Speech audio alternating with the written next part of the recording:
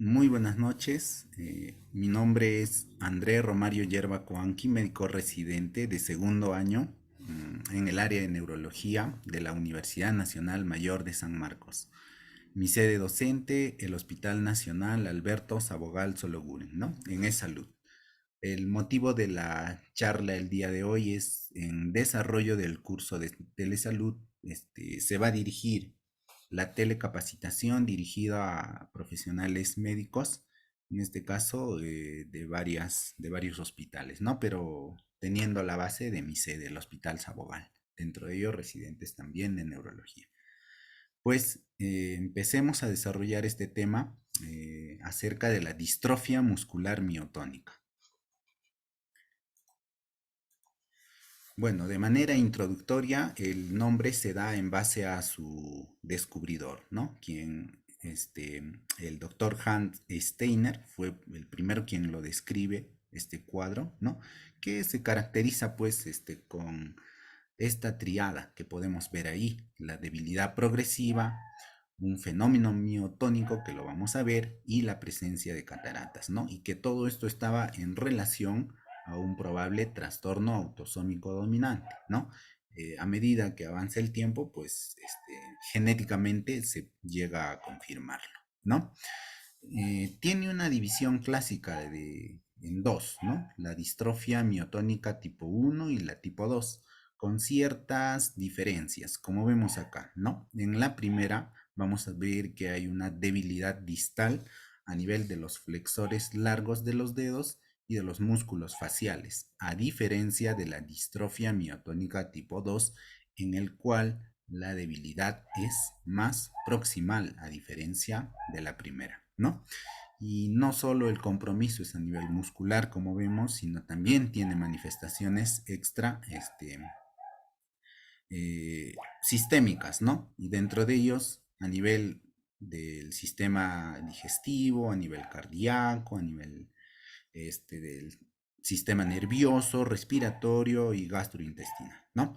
Entonces, hay esta particularidad que para hacer el diagnóstico habitualmente, y esto hablamos de países desarrollados, aproximadamente se llega o se confirma en los 7 años de ya haber pasado la enfermedad, ¿no?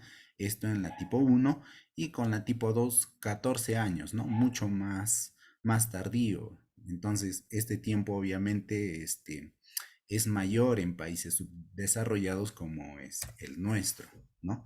Los datos epidemiológicos pues son estudios aproximados según vemos ahí la fuente, ¿no? De la revista Continuum, ¿no? Donde para la distrofia miotónica tipo uno la prevalencia es de 1 en 2500, ¿no? Para la tipo 2 el dato no es muy exacto, pero hay aproximaciones de que es de 1 en cada 1830, ¿no? Ahora, hay una edad promedio, ¿no? En la cual el paciente puede llegar a fallecer, ¿no? Y eso se da aproximadamente a los 50 años en la del tipo uno y en la del tipo 2 no hay estudios. ¿Cuál es la patogénesis por la que se produce este cuadro? ¿No? Entonces mencionamos primero de la distrofia miotónica tipo uno. Existe una expansión repetida de este triplete, ¿no? Como vemos acá, el CTG. Esto en la región 3', ¿no? A nivel del cromosoma 19, ¿no? ¿Qué va a suceder? Normalmente nosotros tenemos una cierta cantidad de este triplete CTG que tiene que ser menor de 35. Sin embargo, a medida que la información genética pasa de generación en generación, este triplete aumenta en cantidad, ¿no? Como vemos acá, mayor a 50, muchas veces mayor a 1000. Y dependiendo, ¿no? Dependiendo de la cantidad de repetición, va a ser mucho mayor la expresión clínica en el paciente, ¿no? Entonces, ¿qué demuestran los estudios, ¿no? De que precisamente, pues, las interrupciones en la repetición de este triplete pueden modular un poco la gravedad de la enfermedad, ¿no? Pero hay una relación bien clara, como vemos acá, ¿no? Por ejemplo, expansiones repetidas de 50 a 150 generalmente se asocian con un inicio tardío. Repeticiones de 150.000 pues ya lo hacen generalmente en edad más adulta, ¿no? Y más de 500 pues ya se puede presentar este cuadro que también vamos a describirlo un poco, la distrofia miotónica congénita, ¿no? Que está presente al nacer. En cuanto a la del tipo 2, el mecanismo es similar, pero en este caso ya no es un triplete como vemos ahí, ¿no? Es una repetición de tetranucleótidos. Ya no es el CTG, sino el CCTG. También varía la localización a nivel del cromosoma en el cromosoma 3, ¿no? Y bueno, a manera gruesa nada más podríamos detallar un poco acerca del mecanismo fisiopatológico. Las manifestaciones clínicas en la distrofia miotónica tipo 1, ya habíamos mencionado la tríada clásica, ¿no? Debilidad muscular distal, miotonía y cataratas de inicio temprano, ¿no? Entonces, bueno, acá vamos a ver un fenómeno que se denomina miotonía, ¿no? Ahora, aparte, el síntoma más importante en estos pacientes también es la fatiga, ¿no? Entonces, veamos un poco acá, ¿no? Donde aplicamos con un martillo de reflejos, ¿no? Un estímulo a nivel de la región tenar y vemos la contracción del primer dedo, ¿no? Es el denominado fenómeno miotónico, ¿no? Que es pues un hallazgo clínico característico de este cuadro, en este caso en un paciente ya adulto. Ahora, clínicamente este es el rasgo facial que tenemos en un paciente. Como se puede ver, frente ancha, ¿no? Parte de cierta inexpresividad que también tiene, ¿no? Y el componente hereditario, ¿no? Como se puede ver acá, el abuelo, los hijos. Ya habíamos mencionado que el compromiso no solo es, pues, ¿no? La tríada clásica, sino que también pueden desarrollar síntomas, sistémicos, como se ve ahí, a nivel cardíaco, ya hemos hablado de la parte gastrointestinal, a nivel encefálico, ya la parte de las cataratas también vamos a ver en una imagen, ¿no? Cómo precisamente es esto. Dentro de las manifestaciones cardíacas, tal vez la más frecuente es el bloqueo auriculoventricular progresivo que se puede desarrollar, ¿no? Y esto, dependiendo, puede, como el mismo nombre lo detalla, puede ser progresivo, ir avanzando hasta que en algunos casos es, pues, ¿no? Considerada la causa de muerte, ¿no? Generalmente. Otro signo clásico que se identifica en este cuadro son las cataratas en árbol de Navidad, como vemos acá.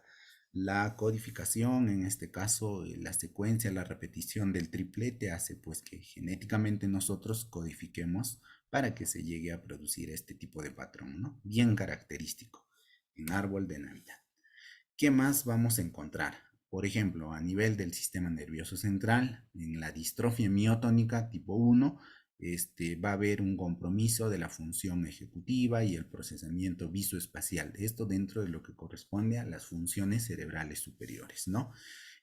No solo eso, vemos que también pueden tener disfagia, disartria y reflujo gastroesofágico. Dentro de los trastornos endocrinos, estos principalmente incluyen resistencia a la insulina, hipogonadismo y problemas a nivel de la tiroides, ¿no? Ahora, ¿qué nos refiere la bibliografía? Pues que estos pacientes tienen más riesgo también de padecer cáncer, ¿no? Bueno, describamos un poco ahora de lo que corresponde a la distrofia miotónica congénita, ¿no? Como vemos ahí, las manifestaciones neonatales, pues como todo paciente, en este caso en el periodo neonatal, son más signos los que se identifican, ¿no? Va a haber presencia de hipotonía, muchas veces insuficiencia respiratoria y básicamente problemas de la alimentación y en rara ocasión PSAM, ¿no? Entonces, cuando ya estos pequeños, ¿no? Crecen, adquieren mayor edad, las manifestaciones varían un poco, ¿no? va a haber presencia de deterioro intelectual, está muy asociado a trastornos del desarrollo como el TDAH o el TEA mismo, y la presencia o en este caso la magnificación de los síntomas gastrointestinales. En la etapa de la niñez, ¿no? También vemos que se define como el inicio de los síntomas después del año, pero antes de los 10 años, ¿no? Y aquí básicamente los síntomas de la infancia a menudo incluyen igual deterioro intelectual y síntomas gastrointestinales, ¿no? Pero vemos que también va asociado a ciertos rasgos faciales. En cuanto a la del tipo 2, ¿no? Habíamos mencionado, ¿no? Que la debilidad tal vez es lo que más lo diferencia de la del tipo 1, ¿no? No es distal, sino que en este caso es más proximal y es por eso que hay que tener mucho cuidado en diferenciarlo con las miopatías, ¿no? El fenómeno miotónico que hemos visto no es muy común, pero sí está presente lo que es el dolor. Muchas veces es severo y la localización ya vimos que es proximal. Puede haber alteraciones cardíacas, pero son menos frecuentes, ¿no? Trastornos del sueño y bueno, el deterioro intelectual global también no es muy común, ¿no? Entonces acá se hace una comparación, pues, ¿no? Del tipo 1 y de la del tipo 2 con ciertas diferencias. Principalmente acá la presencia del triplete y acá los tetranucleótidos, ¿no? Que se puede ver. El inicio también vemos acá, generalmente la edad de inicio es del nacimiento a la edad adulta, pero la del tipo 2 generalmente en la edad adulta o en la fase tardía, ¿no? La debilidad distal en la del tipo 1 y proximal en la del tipo 2, ¿no? Y la presencia de miotonía generalmente en la del tipo 1 y dolor en la del tipo 2. ¿Cómo llegamos al diagnóstico? El gol estándar definitivamente es una prueba. En este caso nos basamos a estudios del ADN, ¿no? Básicamente identificar esta repetición de los tripletes o de los tetranucleótidos a nivel de suero, ¿no? Este, bueno, ¿qué más? Podemos valernos de lo que es las pruebas de electrodiagnóstico, también ayudan.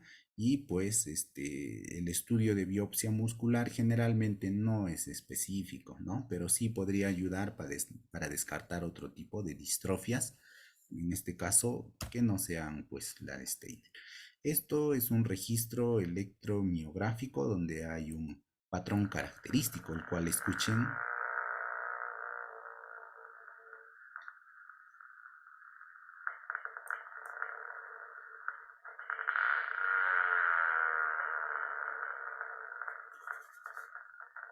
Entonces, hay un sonido característico que le llaman el patrón en bombardeo en picada, ¿no? Como se puede ver, nos recordará mucho el sonido que producen, ¿no? Cuando un avión, en este caso en la Segunda Guerra Mundial, como su mismo nombre lo menciona, ¿no? Tiene ese sonido donde incrementa, llega a un punto tope y desciende, ¿no? Ese es un sonido característico que se puede identificar en la electromiografía en este cuadro, ¿no? Ahora, en cuanto al tratamiento, pues vemos que es un manejo integral, ¿no? Ya vimos que puede dar manifestaciones sistémicas, por lo tanto, debemos enfocarnos en la presencia o en la identificación de cualquier síntoma o signo, ¿no? Entonces, vayamos y describamos uno por uno, ¿no? En este caso, en cuanto al problema miotónico a nivel del músculo esquelético y la miotonía, ¿no?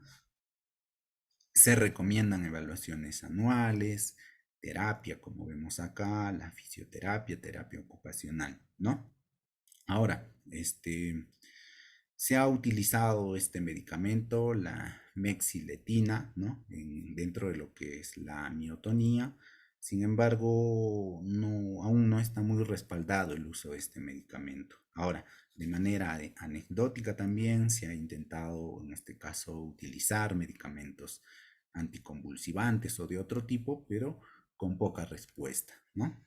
Lo que más va a ayudar es la terapia física.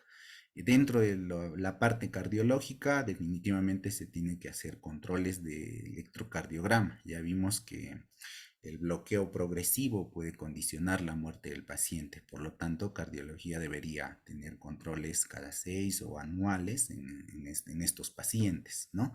Estar alerta si hay presencia de palpitaciones, dolor torácico, síncope recurrente, ¿no? El objetivo de los cardiólogos pues será identificar esto, ¿no? El intervalo PR prolongado, ¿no? Los cuales pueden provocar muerte súbita y en algunos casos se ha utilizado el uso de marcapasos o desfibriladores automáticos implantables también, ¿no?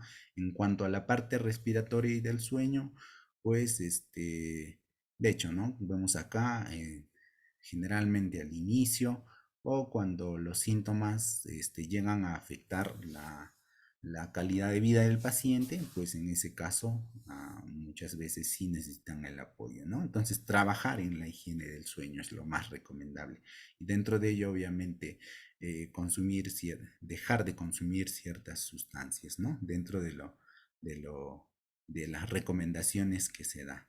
Muchas veces también se puede utilizar lo que es ventilación con presión positiva, ¿no? Y obviamente la inmunización para prevenir cuadros respiratorios.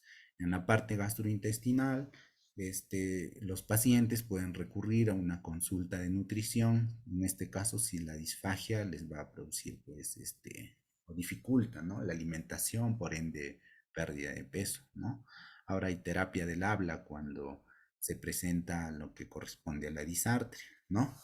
Y bueno, una dieta alta en fibra es el tratamiento de primera línea en este tipo de pacientes, ¿no? Que, ojo, pueden desarrollar cuadros de diarrea o también estreñimiento, ¿no? Se ha probado la loperamida para el tratamiento de la diarrea y laxantes en el caso de estreñimiento, o sea, sintomáticos. Vemos ahí.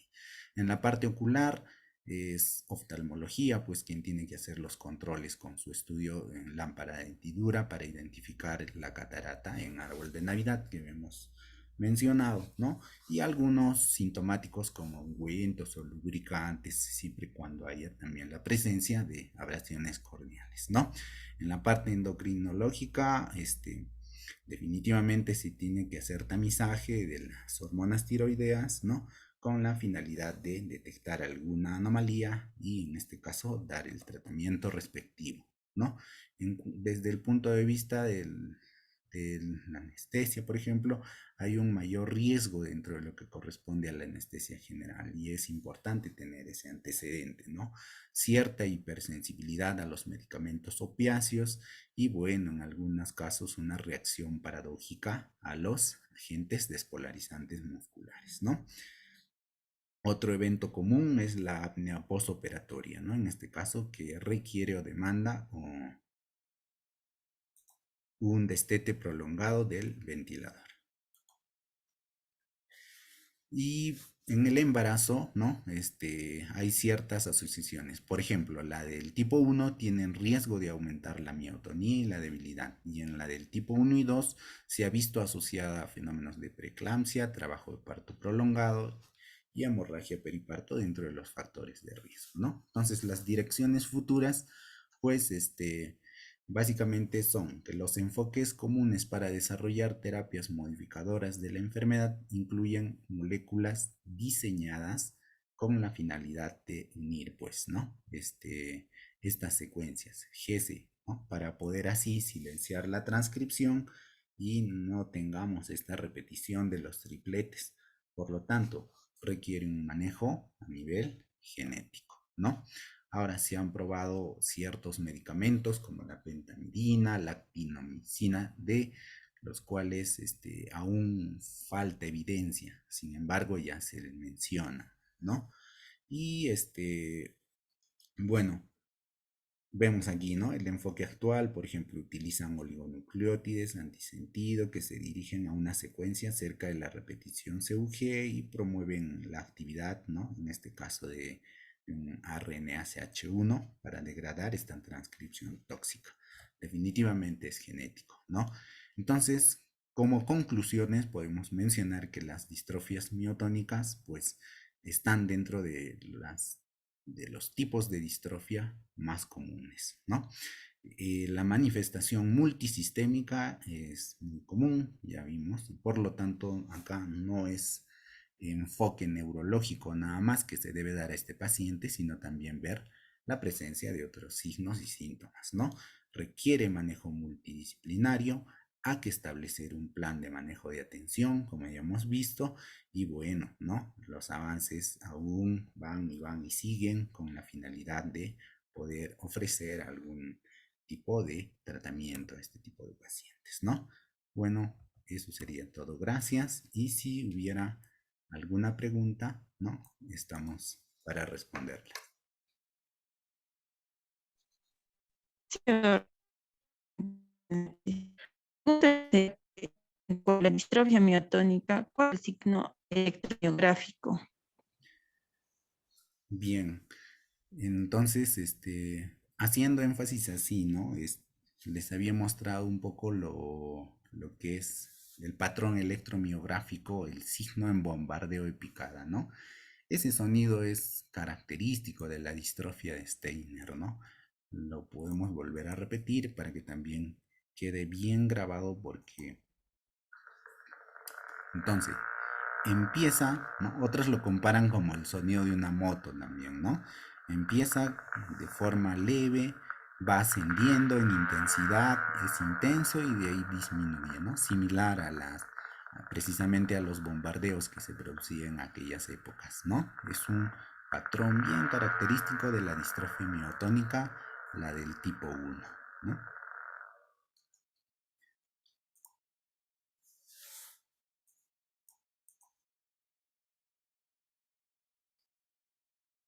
¿Listo? Buenas noches, doctor. Sí, ¿qué tal? Yo tendría otra pregunta, ¿no? ¿Y cómo es el comportamiento en los pacientes pediátricos de esta enfermedad de la distrofia muscular?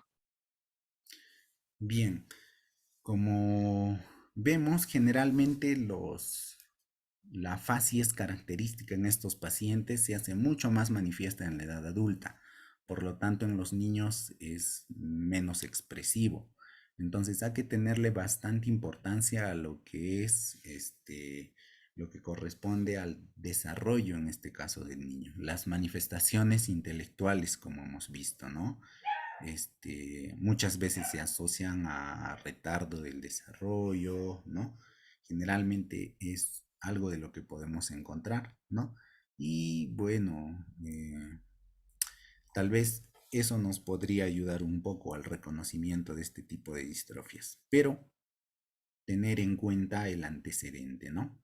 Si tenemos una persona con el antecedente de la distrofia, bueno, es muy probable que la generación que viene después, la expresión clínica sea mayor, ¿no? Entonces, tal vez darle más sentido a lo que corresponde a la capacidad cognitiva. Eso nos podría ayudar un poco en el reconocimiento en este tipo de pacientes pediátricos.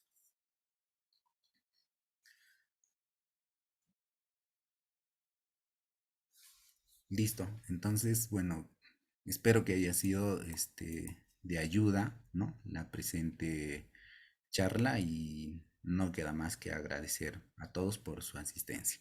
Muchas gracias.